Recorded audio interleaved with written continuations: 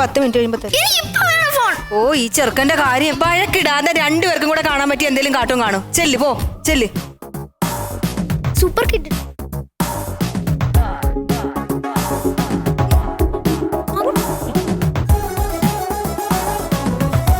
ഞാൻ വന്നതുപോലും ആരും അറിഞ്ഞിട്ടില്ല. ഈ കണക്കിന് ഇവിടെ ഒരു കള്ളം വന്ന് വല്ലതും സാധനം അടിച്ചോണ്ട് പോയാൽ ഇവിടെ ഒറ്റ ഒരെണ്ണം അറിയത്തില്ലല്ലോ. എന്താണ് എനിക്ക് അടിയത്? എപ്പോ വന്നു? ഞാൻ എപ്പോഴേ വന്നതാ. ശ്രദ്ധിച്ചില്ലേട്ടാ? ശ്രദ്ധിച്ചില്ലയോ? എന്താ ശ്രദ്ധിക്കാഞ്ഞത്? നല്ലൊരു വീഡിയോ കണ്ടോണ്ടിരിക്കുന്നു. ചായ എടുത്തോണ്ട് പാടി. ചായ അടുക്കളയിൽ ഇട്ട് വെച്ചിട്ടുണ്ടേ. എടുത്തോട്ട് ഇരുന്നിട്ട് വലത്തോട്ട് പോയാൽ മതി. എന്റെ വീട്ടിലെ അടുക്കളയിലെ എന്റെ മക്കളാണ് വഴി പറഞ്ഞു തരുന്നത്. അയ്യോ അച്ഛ, ഞാൻ ഈ ഗെയിമിന്റെ കാര്യം പറഞ്ഞ. 24 മണിക്കൂർ എല്ലാം തള്ളയും മക്കളും എല്ലാം ഗെയിം കളിയാണ്. ഇടി ഈ മൊബൈൽ എന്തിനാണ് ഉണ്ടാക്കിയതെന്ന് അറിയാമോ? സമയം ലാഭിക്കുന്നതിന് വേണ്ടിയാണ്. ഇപ്പം മൊബൈലിനകത്തുനിന്ന് ഇറങ്ങാൻ ആർക്കും സമയമില്ല. അവൻ ഇരുന്ന് കാണുന്നത് നോക്ക്, പുറകിലോട്ട് തിരിഞ്ഞു നോക്ക്. ഇവനിതപ്പോ വന്ന് അവൻ കുറെ നേരം വന്നിട്ട് വെടിവെക്കുന്നു. അത് ശരി, മൊബൈല് ഗെയിം കളിച്ചോണ്ടിരിക്കാണ്.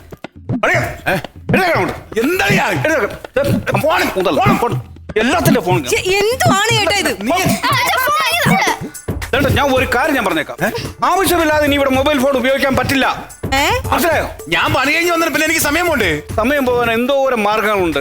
നമുക്ക് നല്ല നല്ല കളികളിൽ ഏർപ്പെടാം. വൈകുന്നേരം അല്പനേരം സോറയൊക്കെ പറഞ്ഞിരിക്കാം. അതല്ലേ മനസ്സിനും ആരോഗ്യത്തിനും ഒക്കെ ഒരു സന്തോഷം.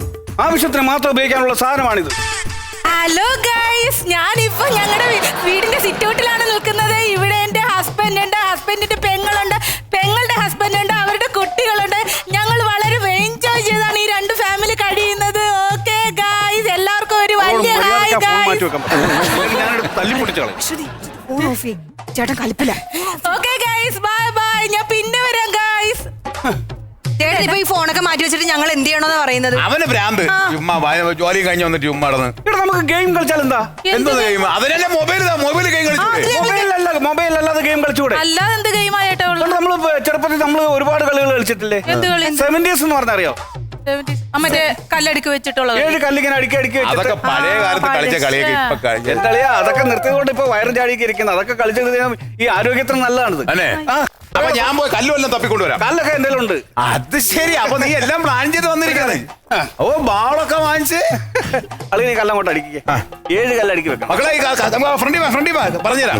ഒരു കണക്കിന് അളിയൻ പറഞ്ഞ കറക്റ്റ് ആണ് കേട്ടാ. ഇവര് അല്ലേ ഒന്നും അറിയുന്നില്ലേ ഇവര്? അതെ അതെ, പണ്ടൊക്കെ നമ്മൾ എന്തോരം കളി കളിക്കുവായിരുന്നല്ലേ. വട്ടം പറഞ്ഞിരുന്ന് തമാശ പറയുമായിരുന്നു, ചിരിക്കുമായിരുന്നു. ഇപ്പൊ വല്ലതും ഉണ്ടാ? അയ്യോ, പിന്നെ ഒരു കാര്യം, മക്കളെ കളിക്കണ്ട. ഇപ്പൊ അച്ഛൻ എറിഞ്ഞ് കാണിക്കും. ഇവിടെ എന്ത് എറിയാം? അത് എറിഞ്ഞു കൊള്ളിക്കണം. എറിഞ്ഞു കൊള്ളിച്ചിട്ട് ഞാൻ കൊടുക്കും. അളിയൻ വന്ന് അത് പിന്നെ അടുക്കുന്നതിന് മുമ്പ് നമ്മൾ എറിയണം. എറിഞ്ഞ് അളിയനെ കൊള്ളിച്ചു കഴിഞ്ഞാൽ അത് ഒരു രസമായിട്ട് പോകണല്ലേ. ശരീരമൊക്കെ ഒന്ന് അനങ്ങുമല്ലോ. ശബരിടാ കാണാ കളിയൊക്കെ വന്ന് നോക്ക്. തുടങ്ങട്ടെ?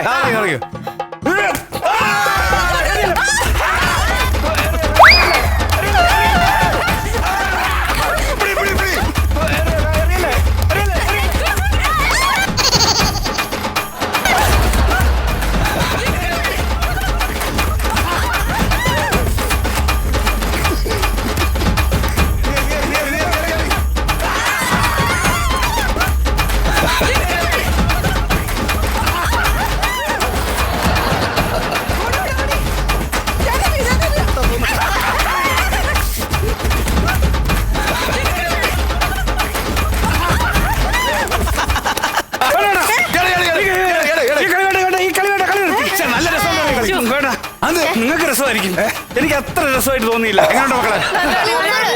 അതാണ് അച്ഛൻ പറഞ്ഞ കാര്യമുണ്ട്. ചുമ്മാ നമ്മളിങ്ങനെ മൊബൈലും കളിച്ചോണ്ടിരുന്ന ശരീരമൊക്കെ ഒന്ന് ഇളകിയല്ലേ? ഞാൻ പറഞ്ഞപ്പോ മനസ്സിലായില്ല. ശരിയാണ്, വൈകുന്നേരം എൻജോയ്മെന്റ് ആയില്ലേ? പക്ഷെ അളിയെ എന്ന് എറിയുള്ള കണക്കാക്കി വന്ന് നിന്ന് തരണം, എങ്കിലും രസം കിട്ടുള്ളൂ. എന്ന് ഈ മാതിരിയുള്ള കളിയൊന്നും വേണ്ട. അവൻ കളി മാറ്റാൻ വേറെ പരിപാടി നോക്കാലോ. അടുത്ത ആഴ്ച എല്ലാരുമായിട്ട് നമുക്ക് ഊട്ടിയിലേക്ക് പോവാം.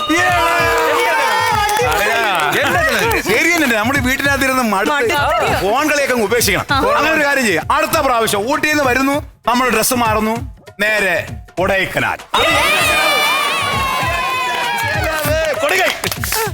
കയ്യൊക്കെ തരാം, അതിനെന്തോ കുഴപ്പം.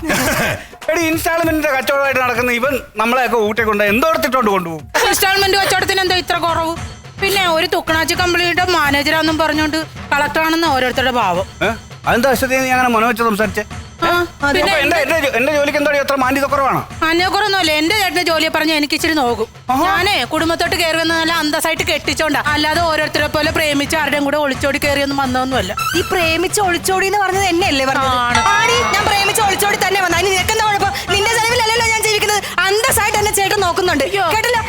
നിങ്ങൾ എന്ത് കേട്ടിട്ട് വാങ്ങി പിടിച്ച് നിൽക്കുന്നത്? പണം മോഹിച്ചിട്ടല്ല എന്നെ കെട്ടിയെന്ന്. അത് സത്യമാണ്. ഞാൻ പണം മോഹിച്ചല്ല അവളെ കെട്ടിയത്. അതെ.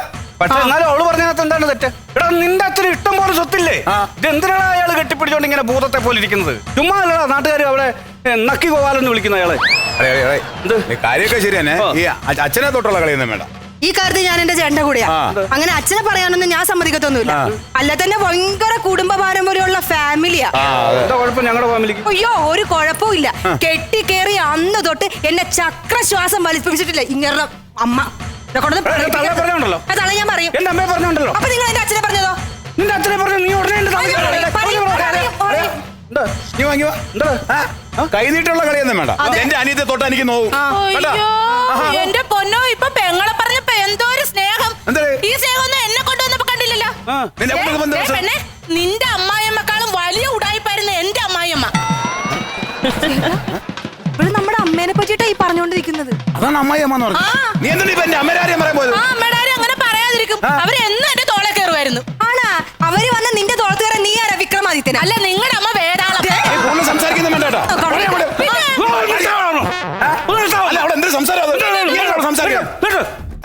ഇതെന്തൊരു കഷ്ടമാണിത്. ഇനി ഒറ്റ ഒരുത്തരും ഇവിടെ ഒന്നിച്ചു കൂടാൻ പാടില്ല. മനസ്സിലായോ? നിന്റെയൊക്കെ ഫോൺ എടുക്കും. നിന്റെയൊക്കെ ഫോൺ ഏതാന്ന് വെച്ചാൽ എടുക്ക. പോയിരുന്നു വിളിച്ചു. ഇനി മേലാൽ ഇവിടെ ഒന്നിച്ചു കൂടി ഇരിക്കുന്നത് ഞാൻ കണ്ടാൽ അന്നേരം എന്റെ തനി കുളം മനസ്സിലാകും കേട്ടോ. കേട്ടോടി, നിന്നോടാ പറഞ്ഞത്.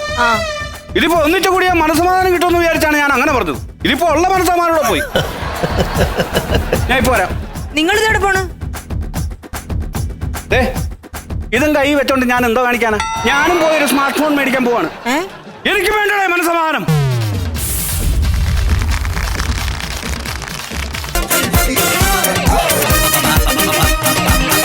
Comedy Masters.